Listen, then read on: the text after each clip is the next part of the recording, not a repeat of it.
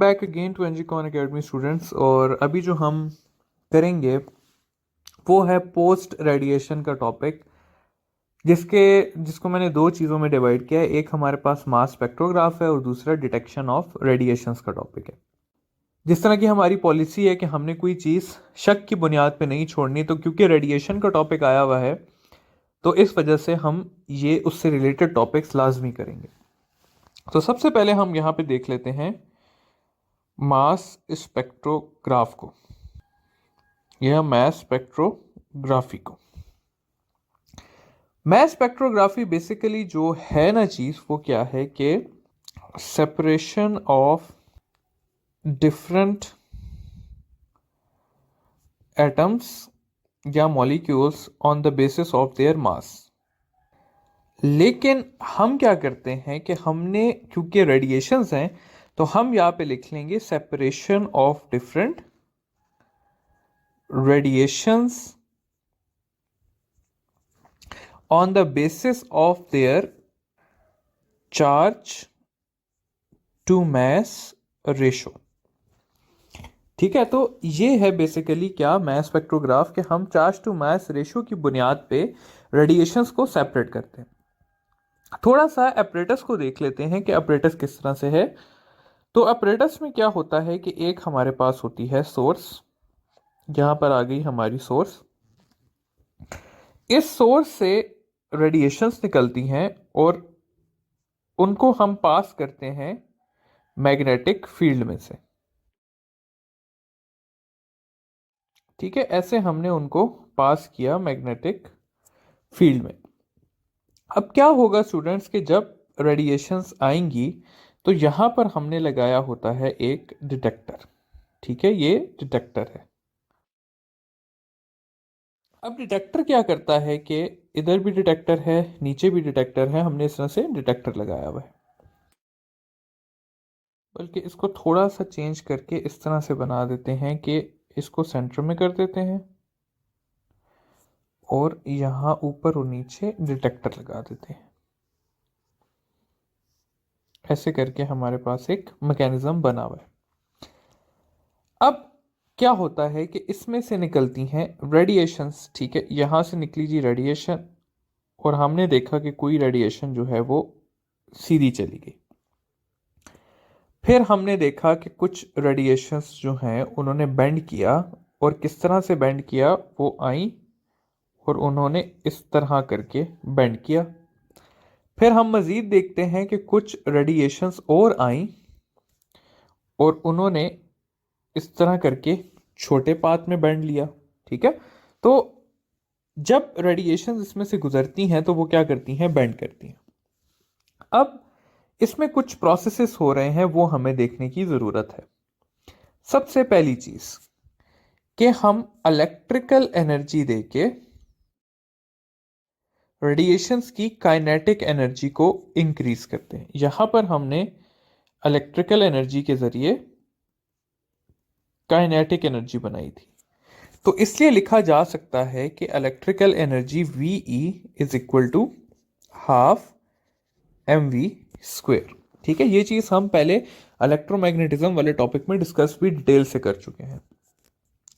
दूसरी चीज क्या हुई है यहां पर, दूसरी चीज ये हुई है कि यहां पर फोर्स जो लग रही है वो लग रही है q v b sine theta के हिसाब से।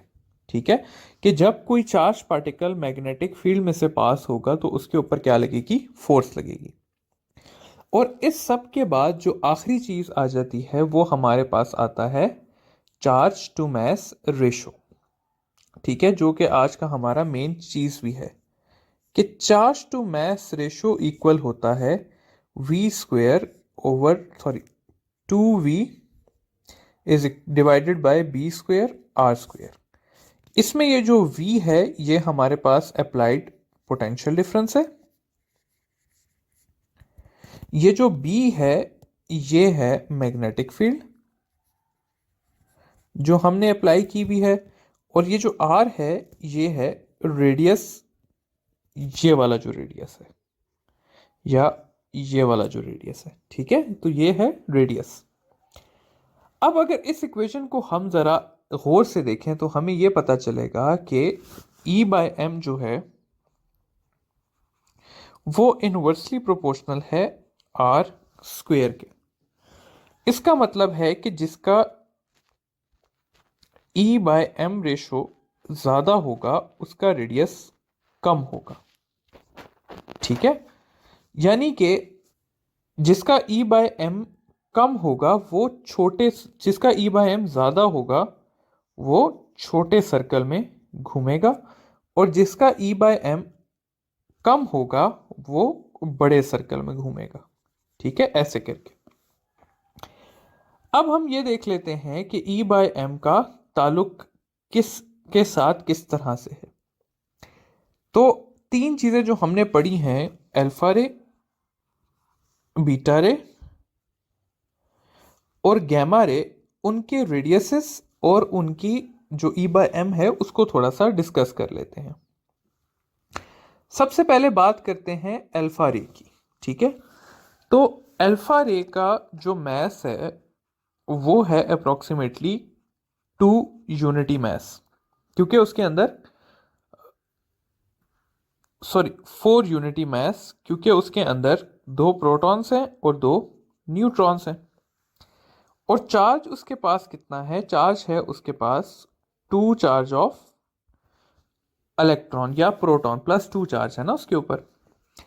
बीटा रे की बात की जाए तो बीटा रे का जो मैस है वो इक्वल है 0.0005 यूनिटी के, क्योंकि मैस ऑफ इलेक्ट्रॉन इतना होता है।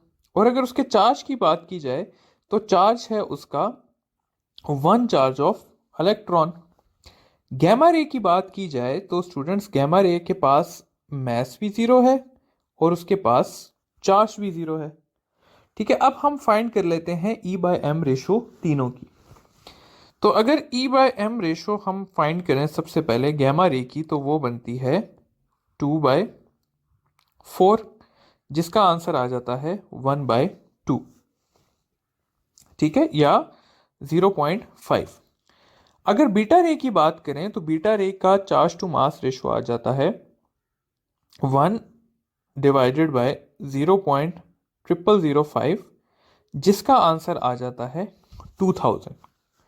और अगर गैमा रे की बात की जाए तो गैमा रे का E बाय एम रेशो आता है 0। ठीक है, इस हिसाब से अगर हम देखें तो E बाय एम रेशो जो है वो गैमा रेस का, अगर E बाय एम रेशो की बात करें तो बीटा रेस का E बाय एम जो है वो सबसे ज़्यादा है, फिर हमारे पास अल्फा रेस का है और सबसे कम हमारे पास गैमा रेस का है। और यही वजह है कि जो रेडियसेस हैं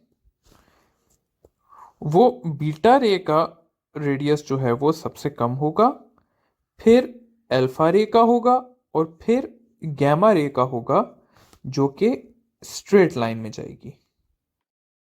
ठीक है, जो कि स्ट्रेट लाइन में जाएगी क्योंकि उसका E बाय एम कितना है? 0 है।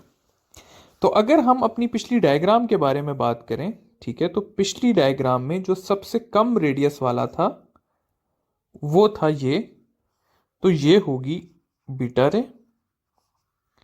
उसके बाद जो रेडियस था वो इसका था, तो ये हो जाएगी अल्फा रे। और फाइनली जो स्ट्रेट लाइन में गई थी वो हो जाएगी हमारे पास गैमा रे। ठीक है, तो यहां पे mass spectrograph E by M ratio से उन रेस को क्या कर दिया, हमने सेपरेट कर लिया। ठीक है, और हमें ये भी पता चल गया कि कौन सी रे कितने रेडियस में जाएगी।